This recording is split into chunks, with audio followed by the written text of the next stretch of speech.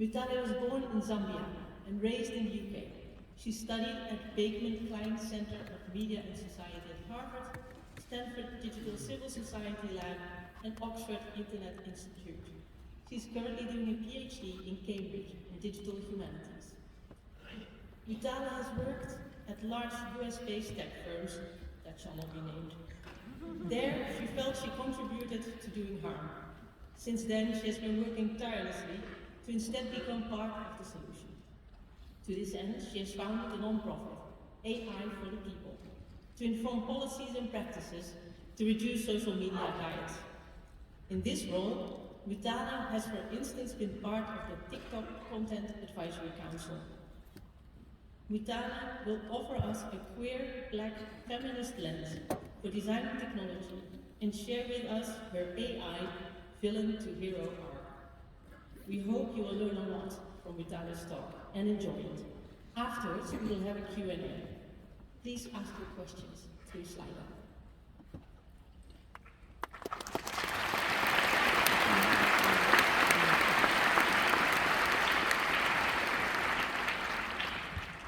Oh my goodness.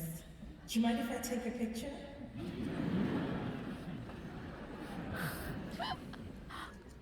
Digital humanities students love to prove that they were there to their supervisors, so thank you. So I'm going to be before you for about 30 to 35 minutes. I'm going to start by introducing myself, introduce an approach through my field, sociology and communications, that we call social technical approaches applied to computer science, then take you through the theoretical lens that I'm coming from, which are queer black feminist political scientists, I'm going to cite, and then take you through a number of case studies to hope that when you leave, you will understand or at least consider social technical approaches in your own work. And then, of course, as always, a call to action. So, my name, as you know, is Italian Conde, and the way that I came to this field was through a report that I co-authored with a computer scientist at Bucknell University in the United States, sociologist, who was at City University, and myself, and it was called Advancing Racial Literacy in Tech. It came from work that I had done with a large tech firm where, despite all our best efforts, our product design roadmaps were creating racial bias in their outputs.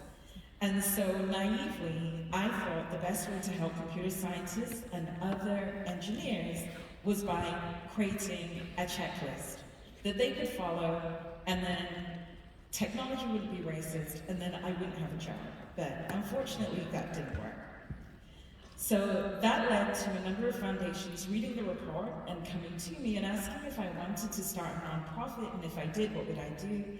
And I would explain that we would advocate for policies and practices to reduce the expression of all bias, not just racial bias, in workflows by including interdisciplinary approaches to research. Those recommendations eventually led us to the White House, where under a previous administration, we had worked on what was an executive order in AI, and were able, along with many other partners in academia and civil society, really advocate for the introduction of impact assessment in workflows so that we would understand that before AI technologies were deployed, we would know what their impact was in society. We worked with Google, we worked with TikTok, as we said. I'm currently at Cambridge, but I'm also standing before you as an alumni of the JET program. So before I did any of this, the first job that I ever did when I first graduated was to get on a plane, come to Japan, and work as an English teacher in Nagano. And so I am so incredibly pleased and excited, not just to be in Japan, but one of the other countries that I consider to be my own. So what is a social technical approach? It is an approach where we bring together the disciplines, and as this conference does, we center the human impact of technological products as well as the ways in which they're designed. But as a social scientist, my ideas are always coming from the social. So the first part of the framework, the first part of the framework that we wrote about in the report is cognitive. So this idea, in this case, algorithmic systems, that's what I study, are designed within social worlds that hold biases on basis of race, on basis of gender, on basis of accessibility, and other elements. And that does not make them bad, it just makes them a reality of the design process. The next part of the framework looks at the emotionality. How do we, in our labs and in our product design workflows, rather than running away from this idea that our products go out into messy, sometimes problematic social environments, how do we design around this? How do we study around this without being upset, but instead leaning into a curiosity about how we can produce products that can be used not just by ourselves and people like us, but people across the global spectrum. And then the third is an action plan. So once your lab or whatever environment that you work with understands that you're dealing with the messy social world and encourages you to lean into the possibilities that that could present, what will you do? And for me, the action plan that I'm putting out to this room this morning is how are you going to integrate the things that I say to you within this talk in your future world? What will computer science workflows look like, not just in the present, but in the future because of this approach? So what got me into this? This was one of the key questions that was asked by organizers when I decided to take on this talk. And for me, it was actually going slightly outside of my discipline and starting to look at the field of political science and specifically how they think of bringing disparate populations together. This is a 1986 paper called Poems, Bulldaggers and Welfare Queens, and in that paper they look at how are what are called queer epistemologies, how are they thinking about bringing together these disparate groups. And computer scientist Cathy Cohen writes, if there is any truly radical potential to be found in the idea of queerness and in the practice of queer politics, it would seem to be located in its ability to create a space of opposition to dominant norms, a space where transformational political work can begin. So I would just change that slightly and think about what is the space in computer science that those at the margins, those that we're not designing for, those that we're not thinking about, how is there a way that we can take their problems and challenges, bring them to the center of our processes, and in that way, design for the whole world, or in my words, design AI systems that are truly for the people, but don't work against the people. This was a question that was recently asked by Google in the United States, where when they were looking at their Gemini product, their teams did something really quite beautiful and inspirational. However, because the approach was technical and not technosocial, they didn't get the intended effects. So for those that sit out of the United States, the Google Gemini LLM was really looking, that design team were looking for proportionality. So the idea was, if somebody puts in a prompt and says, Gemini, show me a doctor, the doctor could be male, the doctor could be female, the doctor could be non-binary, the doctor could be white, the doctor could be black, old, young. So this was really in a response to earlier work that had come out of my field, critiquing search, that this was going to be solved in the LLM.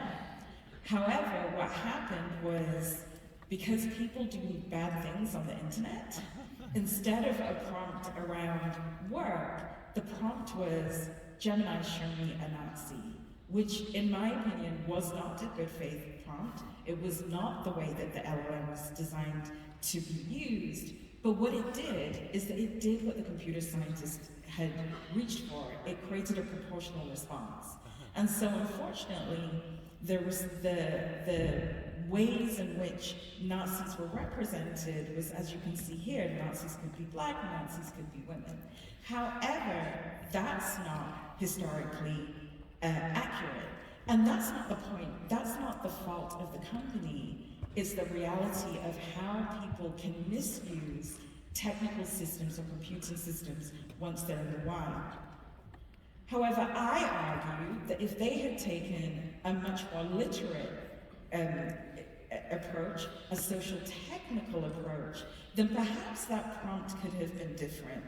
Perhaps if they had had access to frameworks like this, cognitively, they would have understood that internet culture was pioneered by the far right in the United States.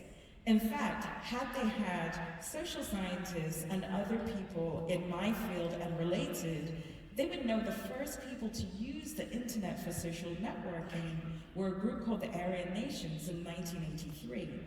And the reason that they were using the internet for social networking was that activity that they were involved in sat so far outside of American values, was so rejected by the populace that they needed to be anonymous. They hid behind passwords, but in doing that, they created the first language model for the internet. And social scientists, those of us who think about social and technical, would have been able to really advise our computer science colleagues that Nazism is a common theme in internet culture, and we need to design around that. How can we design to bring that, rather than putting that to the focus, make sure that it somehow is pushed to the margins? The second part of using this framework in that example that I've just given you is the emotional part of it. Once you take the emotionality out of addressing difficult subjects, out of being uncomfortable by whether it be speaking about race, whether it be speaking about gender, or whether it be speaking about equity in any way, we can just get to the heart of solving the problems. We could have encouraged them that as social scientists, we remain curious about the elements of humanity that make us uncomfortable, and instead think about the ways that technologies can maybe not solve the problem, but at least create a safe space for everybody that uses these technologies to completely lean in. And then the third part that we could have offered them, had this social technical approach been brought forward, was really asking them to think about impact, asking them to think about, you have this incredible, amazing LLM that could change the ways in which we live, we work, we communicate, but what will we do if it's misused, and how will you respond so this doesn't become an LLM problem, or a company problem, or a sector problem? But we can frame it as, this is what happens when groups of human beings come together and use compute power for bad instead of good. But they didn't, so that's what we got.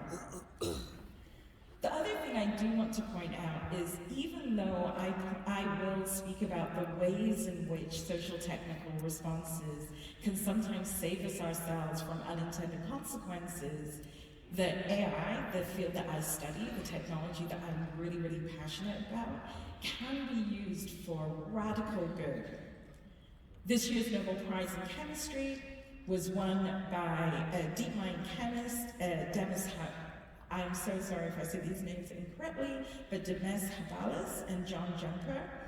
They were looking at ways in which AI technologies can be developed to create new protein formations. These are in their experimental phase. They say in their paper that ethical concerns need to be addressed. But what they have done is shone the light to progress that as we think about biomedical applications, AI may be one of the ways that we can really harness our research and harness our work to do good. But like they said in the paper, they had to think about the ethical implications before it could be commercialized. One of the ethical considerations could be privacy, something that we've seen not considered in biomedical fields prior. The picture that we're looking at is an African-American woman. Her name was Henrietta Lacks.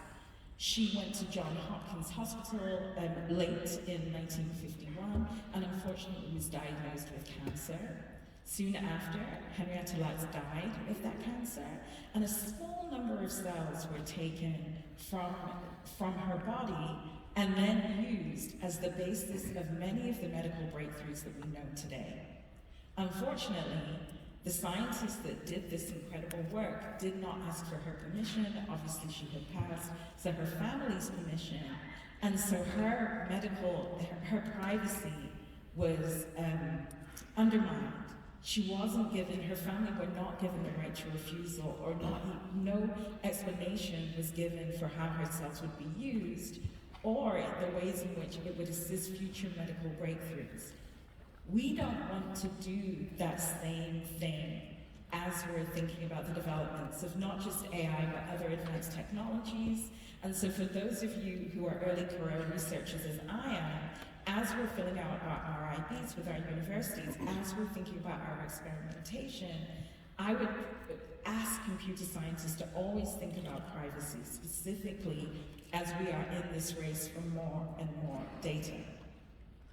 Another quick example, for those of you working alongside me in language, specifically LLMs, one of the papers that I often look to in my own work as we're thinking about the ways in which computational systems think about language comes from a group of computer scientists at Carnegie Mellon University in the United States who wrote a paper, a 2021 paper called Annotators with Attitude.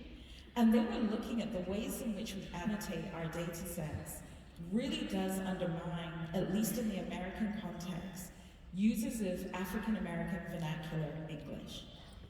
That is a language that is not commonly spoken by the populace and is mostly spoken by Black populations. And it was found in those studies that very simple language like greetings were more likely to be coded as toxic and therefore dangerous and therefore not included in the data set than those in standard English. That's a clear sign of bias, and if we're not thinking about these very human impacts, when we don't think about the social along with the technical, what can happen? And then lastly, as we're thinking about social technical approaches, those of us that, again, I'm somebody I would be described as a critical AI scholar, that those of us who are even looking at quantum and other future technologies, thinking about what are the impacts of developing those technologies on our environment, on sustainability. In 2023, a report said that ChatGPT-3, obviously we're so beyond that model now, but that's the data I have. It took a bottle of water to generate 10 to 50 responses. So for those of us that are using these technologies, think about how many prompts you're putting in, and think about how much water it's taking out of the earth, as well as the amount of electricity it takes for data centers. In 2024, it was found by researchers that just one email, think about our inboxes, are taking that amount of water as we generate prompts. And it's predicted that by 2027, so just in 2 years, AI usage alone will use as much water as the country of New Zealand. So as we go about our work, as those of us that love technology and study technology, we have to also think, should these technologies be used in every case? And if so, how can we make the sustainable case for either usage or non-usage? These are the types of questions that those of us that study social technical approaches to computer science consider. And it is my pleasure to speak to those of you that are engaged in computer science, that's your primary site for inquiry, to encourage you to at least have some of these considerations in your own labs. But what can we do? Well, if you want to compute for a better world, if we want to make sure that AI truly is for all people, not just people in the what we're calling the global north, but also the global south, who are particularly impacted by those climatic impacts I just described, or racialized people who are impacted by the large language model that I discussed, or even privacy that cuts across all groups. We don't want our privacy undermined. How do we do that work? My argument is that it's going to take for scientists to collaborate across geographies and between disciplines to think about how having a historian in your lab, for example, in the case of the Nazis, or a political scientist in your lab if you're engaged in social media development and you're thinking about protections to democracy. How can those types of groups work together to get us to this world, this better world for computing? And as scientists in the United States, in the global south, in conflict areas, are not being given equal access to their labs, are being asked to not engage in types of research, how can we create safe havens? Somebody asked me recently, when it came to my PhD, why did I choose the United Kingdom and Cambridge and not choose to stay in the United States? It was because I feared the type of work that I did would not be welcome in the geography in which I live. And so as you are speaking to each other today and for the rest of the other days, as you are thinking, please do keep those of us that cannot freely engage in our science. Keep us on top of mind, invite us to papers. I was so excited to hear about the open source in your community and how that's going to increase citations. All of this matters. So lastly, I can offer you my approaches. I can give you a window into the world that I come from. I live, breathe, and think about social technical implications of computing subjects. However, I do not have the right to govern computer scientists. I do not have the positionality or the understanding of your field to know how you're thinking about terms like ethical, to know how you're thinking about terms like good. But I would like to invite you into discussions in policy rooms, some of the rooms that I described earlier. In industry, the work that we do with TikTok, for example, is to encourage them as they're developing algorithmic systems to govern their content, to encourage them to think about some of these areas. I would like to encourage computer scientists to also get into those discussions, because we need you. And quite frankly, as we heard earlier, the products that you design, the research that you engage in, touches every element of not just our lives now, but our lives in the future. And if you are anything like me, then you too, I would hope, to think is that we are designing products, experiences, and writing research papers that will benefit all people, not just the very few, not just those in the global north, and in doing so, we will all compute for a better world. Thank you for your time.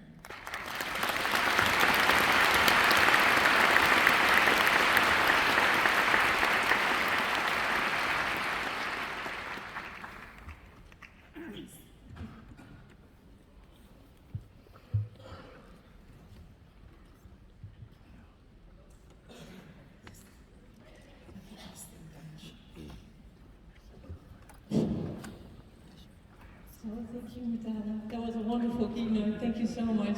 And well, you've inspired. I can only speak for myself, of course. You've inspired me a lot. Thank you. We have a whole bunch of questions for you on Slido. So I'm going to hand over to Sharon to start off. I will start with the first one, which is, are these adverse impacts a knowledge problem, or is it a problem of incentive systems and varied forms of performance? I think it's both. Certainly coming from product design, industrial product design, the incentives in the labs that I worked in were always to get the product out quickly, to do it cheaply, and get to the MVP. So when you're thinking about minimum viable product, you're not necessarily thinking about the approaches that I think of. You're not thinking about impact assessment, because that's going to slow down you getting it out. It's going to eat into profitability, because now you need additional design time, additional compute. Potentially you won't put the product out. My guess is that the Gemini LLM wouldn't have gone out in the way that we saw, so they would have needed additional time. And then some of it is knowledge-based. I was at a conference last week, and a representative from a really large tech firm came up to me afterwards, and they were saying, we are not experts in these areas. We simply cannot imagine that our technology would be biased or be marginalizing. We did not know.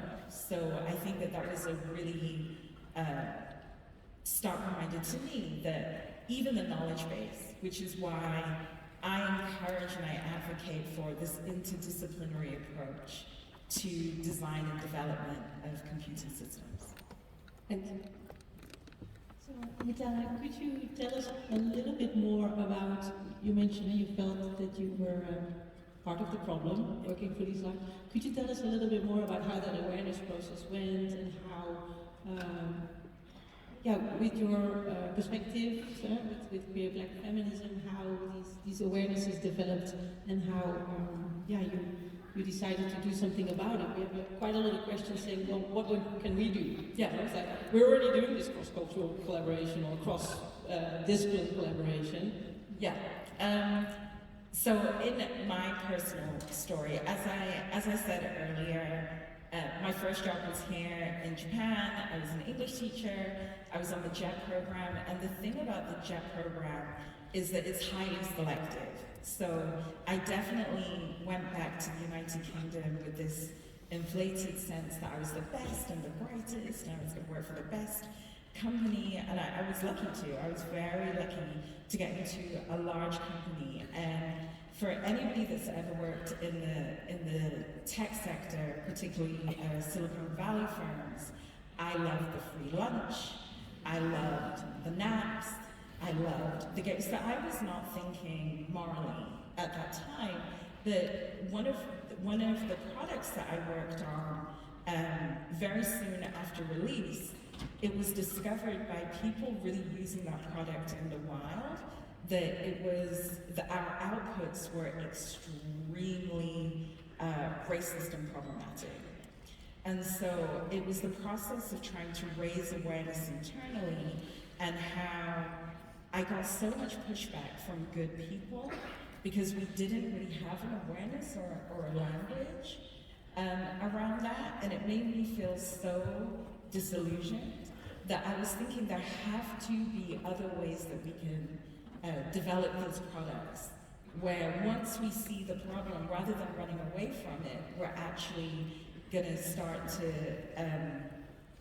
think of solutions. And at that time, I wasn't aware of Black feminist epistemology, I wasn't aware of any of those things. But in going to the Berkman Klein Center at Harvard, and studying with people from different fields, sociology, anthropology, I began to realize how every single time new technologies come into society, they all have the same problems. They all go through this kind of hype, then people get very disillusioned, and then they eventually will be better. And so, in answer to the people, well, what do we do? We already do cross-collaboration. You have to build support for rights-respecting technologies wherever you are.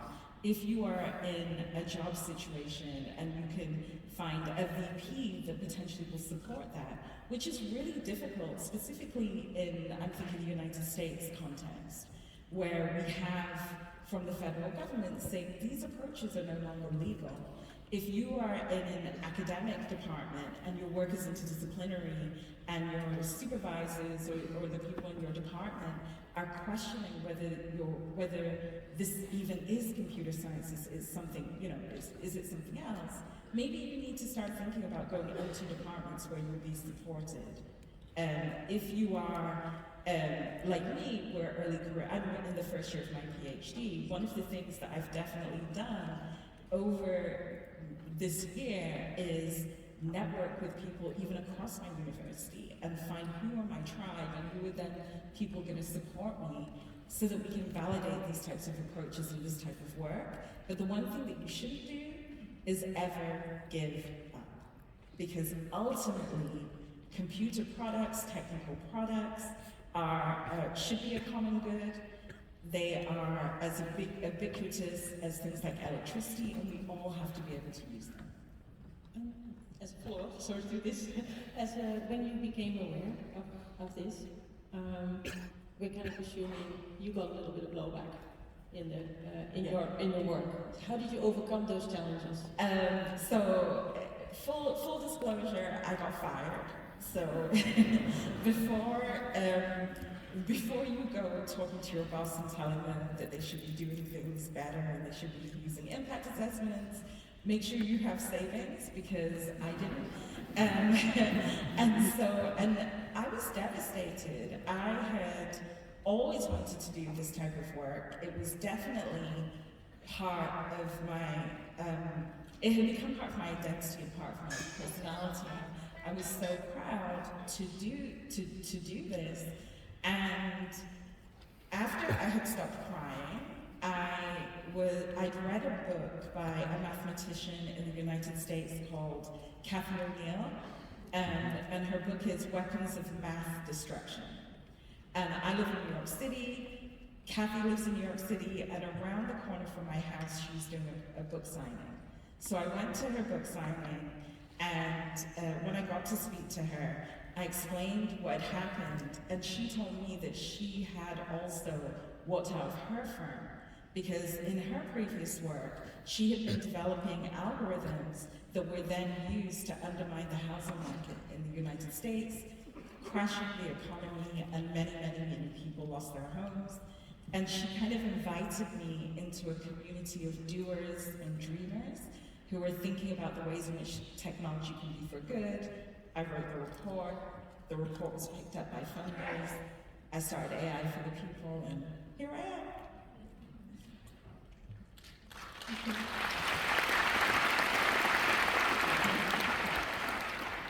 am.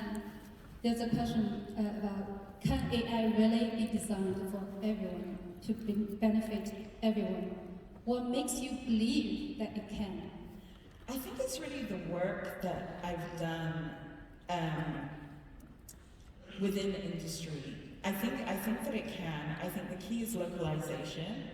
So one of the things I've been really impressed with TikTok specifically is the ways in which they design their products for separate markets. So the products that are they're really excited about AI so much, but I'm not really on those projects yet. But I'm looking at some of the models that are deployed in Latin America and not the same models that are deployed in Africa, for example.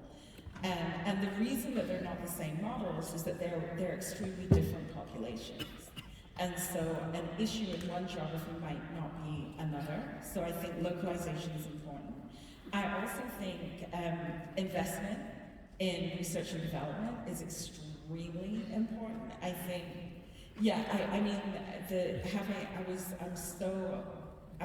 Vanessa and I were speaking, and I'm so amazingly impressed by this conference. You do not look like a media conference or a sociology conference, but beyond that, the Science Council of Japan is here.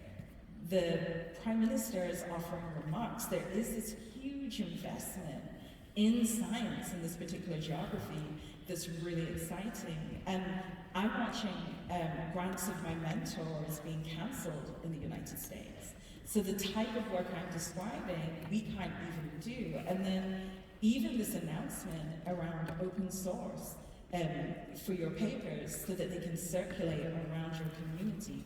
These are all ways in which, yes, AI can be designed for everybody, because not only do you have the structural support, but it sounds like there's curiosity in your community for this too. So that's from individual's perspective, all this structural support. But as individual researchers, how can we influence AI development in the industry, which often prioritize profit advancement over ethical considerations? So individually, what can we do? I think individually it's very hard.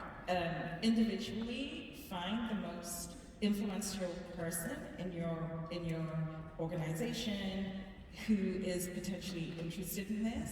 I was really lucky at a big Silicon Valley firm that it was the VP of product.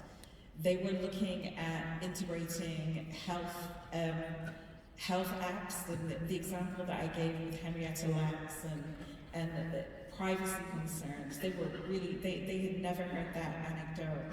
And they were thinking, as they were developing this health app, how were they going to encourage people to give freely their health data, and what protections would be needed? And that was individuals. This wasn't a top-down thing. This was a lab that had decided they were going to make their product the best product in the market in this way. Another really impressive story actually comes from Google, where they had decided that they wanted to improve how cameras took pictures of non-white people. And they collaborated with sociologists at Harvard University.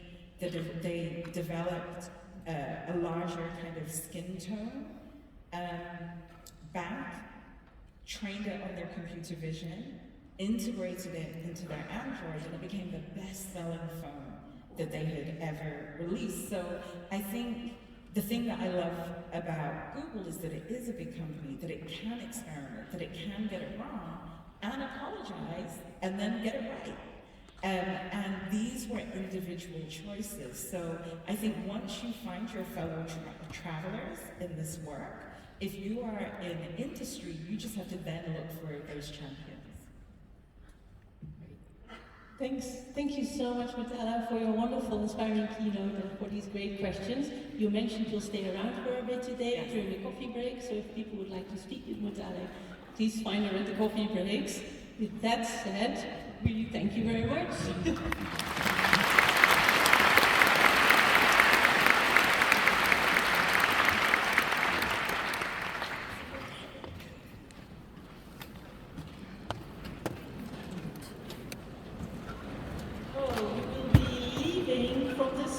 Doors here at the front and just halfway in.